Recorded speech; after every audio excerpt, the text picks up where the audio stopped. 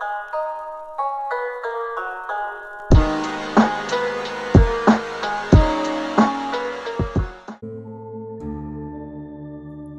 y'all, welcome back to Cooking with Blake, where today we're going to be making pulled pork.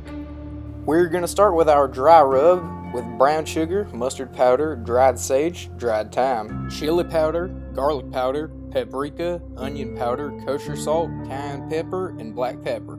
Start with about a cup of brown sugar and pour it into a big spice shaker. By now y'all know I like to do my salt in a mortar and pestle, so that's exactly what we're going to do.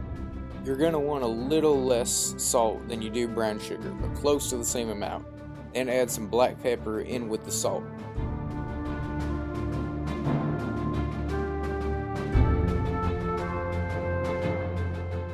Once that's all nice and dandy, we're going to go ahead and put our other spices in there. Put as much as you want of each, depending on how you want your pork to taste. Make sure that you don't skimp on the paprika and mustard though. Next, we got some yellow mustard mixed with some liquid smoke and some Tabasco sauce. But yellow mustard by itself works fine, and you're going to rub that all over the pork butt. And for all of y'all wondering, no, the pork butt is not actually the pork's butt, it's part of the shoulder. Next, we're going to liberally spice our entire pork butt. We're going to throw that spice mixture down everywhere. Make sure you're not missing any pockets or any surface, otherwise you won't get a good bark on your pork butt. It should end up looking like this, and we're going to let it sit for at least an hour. Next, we're going to soak some wood chips. I'm using Applewood and Hickory.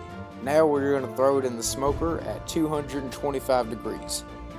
We're going to put our wood chips in and let it smoke for at least 8 hours.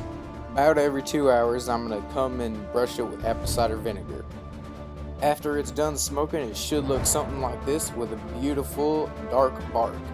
Make sure you admire it and let it rest for at least 30 minutes before pulling it. Then get a pair of salad forks or just 2 very large forks and start pulling it. Make sure you get it around the bone, and it should look something like this. It'll be super tender and it's so flavorful it doesn't even need a sauce. But I'm going to go ahead and throw mine on a sandwich with a little bit of homemade sauce and coleslaw.